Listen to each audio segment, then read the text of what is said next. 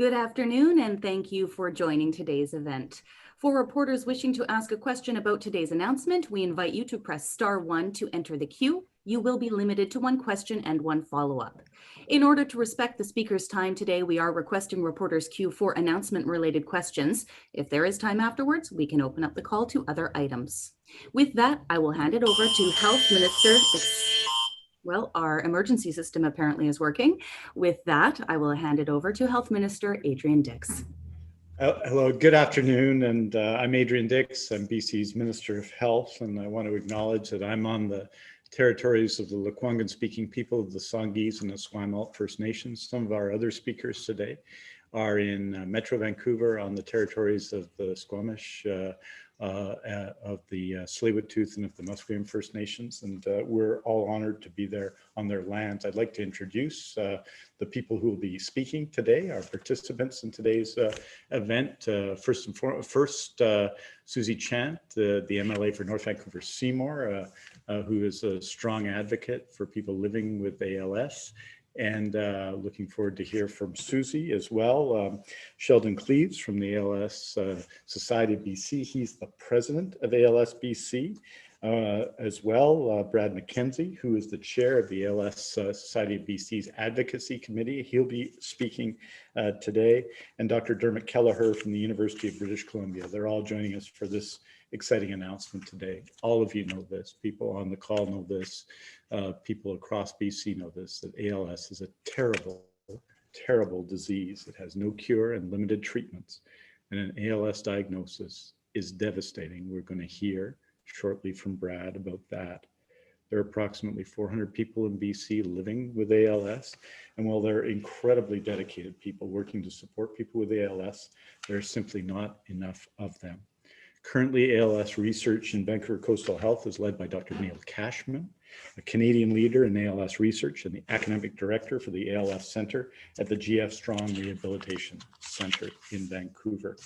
Through the ALS Centre at GF Strong, some patients have participated in the past in limited clinical studies, but the centre has been unable to do clinical research because BC's clinical neurologists and clinical sciences are already working full out. We've heard from patients and families how frustrating this is and how they feel, despite our best efforts, they are left with limited options after a diagnosis. We've also heard that British Columbians with ALS are being left out of clinical trials.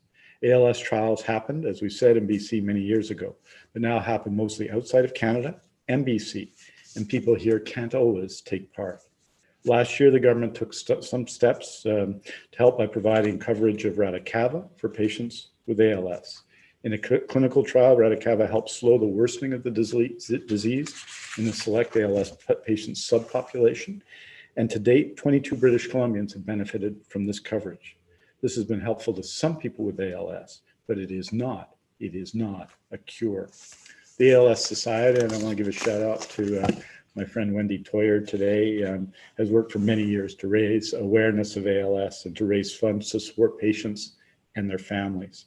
And today we are one step closer to life-changing research. The Society has been fundraising for Project Hope. And last year, the provincial government provided $1 million to support this fundraising. And I'm excited to announce today a further $2 million in funding from the provincial government to help them reach their goal and our goal. Project Hope will help establish an ALS research professorship in collaboration with the University of British Columbia to enhance ALS research, and for the first time in nearly a decade, aim to lead ALS clinical trials right here in BC. These ongoing trials will allow more British Columbians with ALS to participate in cutting-edge research closer to home. For patients and their families, this means less stress about having to travel to where a study is being done, and more opportunities to participate in research locally that may not change not only their lives, but the lives of hundreds of British Columbians. Project Hope is just that, hope for patients with ALS, hope for British Columbians with ALS. I want to thank everyone involved with ALS BC, and people, Sheldon and Brad are representatives of them today, but all of them for their dedication, their advocacy, and their support for patients and families. Your work has changed many lives, and with Project Hope, it will continue to benefit people with ALS for decades to come. I also want to thank Dr. Kelleher and the University of British Columbia for their collaboration on this project. Leading clinical trials in BC means more British Columbians can participate and be one step closer to new treatments and one day a cure. Thank you to everyone who's been involved for making Project Hope successful. Now it's my honor to introduce my colleague, Susie Chant, the MLA for North Vancouver Seymour, to say a few words. Thank you, Minister Dix, and hello to everybody here. I really appreciate this opportunity to speak to this very important topic that has just been very close to me for a long time. As a nurse working in community, I've had the opportunity to work with ALS clients and their families and see the devastation and the distress that families and clients go through while dealing with the trajectory of ALS. I am speaking to you from the lands of the Lekwungen people, the Songhees and the Esquimalt nations, and I am happy to be able to be on those lands to work and learn. I say welcome to Brad McKenzie, Sheldon Cleaves, and Dr. Kelleher. I'm looking so forward to hearing all of your remarks today. I think everybody that's watching is excited as I am about this announcement. For many, many years, I've heard from families about how difficult it was to get somebody that understood ALS to work with and be focused on that. So often it was kind of, well, okay, you've got ALS, somebody else has something else, and we're working with everybody and doing the best that we can. Now we've got a real great improvement in focus through getting Project Hope going and doing the work. I would like to especially recognize Greg Gow. He and his family and their group of people have been reaching out to me to work towards bringing and improving the profile of ALS in British Columbia so that more people are aware and that more support is available. Because we have hundreds of people in British Columbia who are living with ALS and their families, and this announcement is a huge step in supporting them and in working towards finding treatments for this disease. I also want to acknowledge the work that is being led by Dr. Cashman in Vancouver Coastal Health, our clinical neurologists and our clinical scientists who have been working hard on the ALS research. Research is the first step to finding a cure, but to keep that research going, you need funding for resources such as equipment, space, and researchers to do the work. You also need people to support the clients and their families while this work is happening. And that is a really important component as well. With this announcement, British Columbians with ALS can have much more hope. Hope for potentially life-changing research, hope for new treatments, and hope for a cure not that far down the line. Thank you so much to Minister Dix for everything he has done to support ALS research in BC, and especially for supporting Project Hope. Congratulations to the ALS Society of BC on their incredible work in fundraising for Project Hope. That has also brought it forward with great strides. Your work and your advocacy have and continue to change the lives of British Columbians. And I thank you. I thank as well the University of British Columbia. Your collaboration in Project Hope and leading clinical research and trials right here in BC means that more British Columbians with ALS will be able to participate. And finally, thank you to everyone else who has contributed to the success of Project Hope. Your support in helping to create a new path for ALS research in our province is really deeply important and very appreciated. I would like now to invite Sheldon Cleaves, President of the ALS Society of British Columbia, to share some remarks. Thank you so much. Thank you, MLA Chant and Minister Dix. I'm very honored to be here today. I'd like to take this opportunity to recognize and commend Minister Dix for his leadership and guidance over the past 13 months of the COVID-19 pandemic. Thank you. For over 40 years, the ALS Society of British Columbia has been providing direct support to ALS patients, family members, and caregivers to ensure the best quality of life while living with ALS. We as a society are committed to finding the cause and one day a cure for ALS. Project Hope means exactly that, hope. By the creation, as a society, we are one day find a cure for ALS. Project Hope means exactly that, hope. By the creation of an ALS research professorship funded by an endowed trust at UBC, people living with ALS in British Columbia can participate in ALS clinical trials in BC. This provides hope for a future without ALS. Due to the pandemic, we have to celebrate this huge achievement virtually. Now, I'd like to draw your attention to the photo on the screen of Executive Director Wendy Toyer with Brad McKenzie, board member and chair of our advocacy committee, holding the $5.3 million presentation check made out to the University of British Columbia to seal this partnership. I would also like to thank the 545 individual donors who contributed to Project Hope. Thank you to the province of BC for matching their generosity to make Project Hope become a reality. At this time, it's my great pleasure to introduce Dr. Dermot Kelleher, Dean of the Faculty of Medicine and Vice President, Health of the University of British Columbia. Thank you, Sheldon, and thank you for the incredible work that you do at the ALS Society of BC, supporting patients and families, and also for your commitment to research to find a cause of and a cure for ALS. Good afternoon, everyone, and thank you for joining us. First and foremost, I'd like to acknowledge that I'm speaking to you today from the traditional, ancestral, and unceded territory of the Musqueam, Squamish, and Tsleil-Waututh peoples. I'd also like to acknowledge that you are joining us from many places, and I acknowledge the traditional owners and caretakers of these lands. I feel really privileged and inspired to be speaking between Sheldon and Brad. Their life stories and their commitment to ALS research are so extraordinary.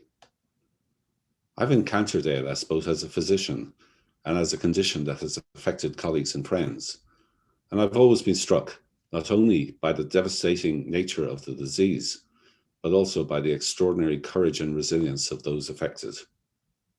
And most importantly, while this was up till now a condition which sometimes appeared almost hopeless, in recent years we're starting to see some rays of hope, with a range of new approaches using drugs and gene therapies all currently being trialed for this condition. So important for the patients suffering from this condition in BC and the approximately 3,000 Canadians living with ALS. We're truly honoured to be in a position to take this great step forward today. The province's announcement of an additional $2 million investment following a previous $1 million commitment to the ALS Society for Project Hope, combined with at least $2.3 million raised by the ALS Society of BC and its dedicated community of donors, creates an unprecedented fund of $5.3 million dedicated solely to ALS, and you've seen that on Sheldon's slide. This significant investment creates the foundation to a long-term and sustainable program to advance ALS research in British Columbia.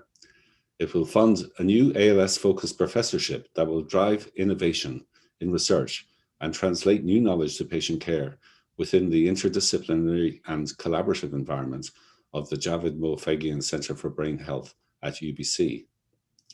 Specifically, this will facilitate the translation of knowledge through to clinical trials and through to patient benefit. This much needed additional capacity in ALS research and care in British Columbia is only made possible through the vision and partnership of the BC government, the community of ALS patients, families and donors, and UBC. And we thank the Honourable Minister Dix and his team at the Ministry of Health for their vision and transformational contribution to the ALS Society, and their recognition of the critical importance of research and clinical trials for diseases like ALS. And of course, an enormous thank you to the ALS community. The generosity of this community who lived through the effects of this devastating neurodegenerative and neuromuscular disease is truly remarkable and deeply appreciated. I also want to personally thank Dr. John Stossel, who's currently seeing patients and unable to join us. And John has been instrumental in nurturing this partnership. And I'd also like to thank Dr. Neil Cashman, who has led our work on ALS to date. Today's event is a great exemplar of the importance and power of coming together with a shared vision to transform the health of patients and communities. There has never been a better time to make this investment in ALS research here. I'd now like to invite Brad McKenzie, the chair of the ALS Society of BC Advocacy Committee, to share some remarks. Brad, we are very proud that you're a UBC alumnus, but most importantly, your advocacy work is leading the way for more investment in research and is truly outstanding. It's my great privilege to welcome Brad. Thank you. Thank you, Dr. Kelleher. As a British Columbian who's living with ALS, I cannot articulate enough how meaningful these additional supports are for me and for the hundreds of others in the province who are also suffering from this disease. ALS is a disease that can strike anybody at any time. Your life changes from the moment that you're diagnosed, and often access to new medical resources becomes one's primary inspiration to keep fighting the disease. I am so grateful that the provincial government and the University of British Columbia recognize the importance of providing ALS patients in the province with world-class care locally, including access to cutting-edge clinical trials. I've learned a lot as an advocate for the ALS Society of BC, but the most important lessons have been about the power of collaboration and teamwork.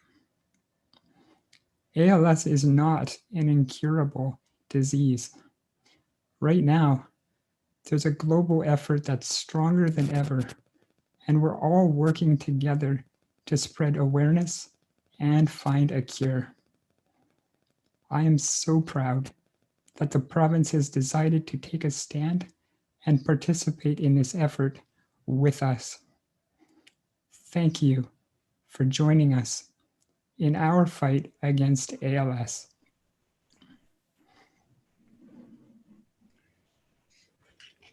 Thank you very much, Brad, and thank you to all of the speakers, to Sheldon and to Dermot and to Susie for their participation today. Thank you to everyone involved in the ALS community who has made this such a focus. A year ago or so, we provided $1 million, as you know, to support this effort. That was the request at the time, but we said that this had to happen and that it wasn't going to be limited. And so as we worked with the society over the last year, they've done an exceptional job in fundraising, and this $2 million essentially works to make it happen. And we're thrilled about that. There is important work yet to be done, the challenging and difficult details of hiring people and moving ahead with clinical trials and getting Health Canada approvals and all of those things. But this is an important step. It provides hope to people. This is Project Hope, and I'm just grateful to everyone who's been involved in this. And there's always more to do, and particularly when one's dealing with as debilitating a disease as ALS. But the courage of the ALS community, of family members and friends and supporters such as Sheldon, of people living with ALS such as Brad, should be an inspiration to all of us. Thank you, and we're happy to take your questions. Thank you very much. As a reminder to reporters, if you have announcement-related questions, please press *1 to enter the queue. You will be limited to 1 question and 1 follow-up. We will start with Katie DeRosa, Vancouver Sun.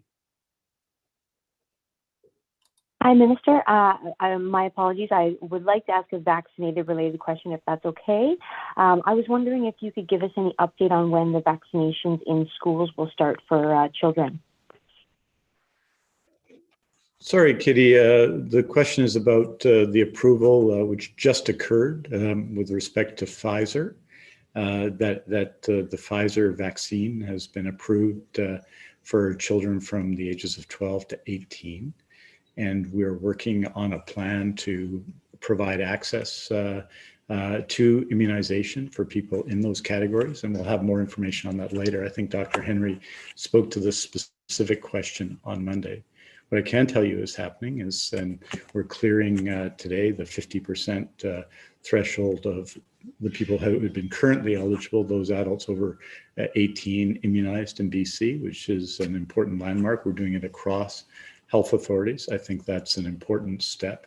And we continue to, and we see, for example, in the category of people over 70, we've achieved more than 85%. And that's a great reflection of the work of healthcare workers, healthcare professionals, all the people promoting both registration and immunization in the community, and of course, people in BC. So we'll have more information about your specific questions soon. Obviously, we've got many more people over 18 to immunize as well. And we're preparing a plan. Dr. Henry, Dr. Ballum, and others are preparing a plan for people in the 12 to 18 category that you'll hear about soon. Katie, do you have a follow-up? Yes, please. It's quite a bit this week. I've been hearing cases of people getting called for their AstraZeneca shot through pharmacies. And I'm wondering if this is as a result of other people canceling because they see that Moderna and Pfizer are coming up. Like any indication that some individuals are canceling their pharmacy appointments that they were on wait lists for because they were opting for the mRNA vaccines. Actually, I think quite the contrary, Katie. Some additional AstraZeneca was made available in the Vancouver Island Health Authority and the Interior Health Authority. I don't know where you've heard from people from, but a significant amount of additional AstraZeneca was made available through pharmacies in the last week. There is relatively little AstraZeneca remaining, and there will be an amount that's kept for second doses, and we're expecting some additional supply to support second doses in the future.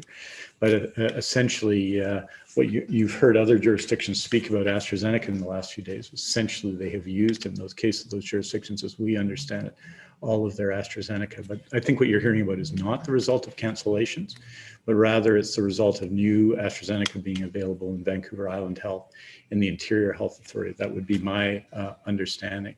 It should be said that the age categories are dropping down significantly for ALS, for COVID-19 vaccines, if only, I think. But the age categories are dropping down, and they'll drop down again today and again later in the week. And it will soon be the case that everyone in BC will have access to book their appointments. So what's really important right now is that everybody, especially younger people, register.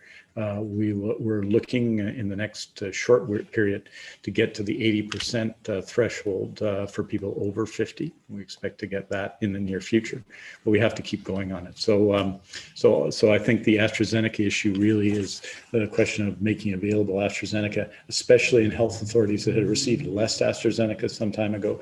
Obviously, we've got large supplies of Pfizer and Moderna right now, and this week, well over 300,000 appointments are booked in BC, and over this week, the week that started Monday, and a similar number or more next week. Next question, we go to Colton Davies, Radio NL.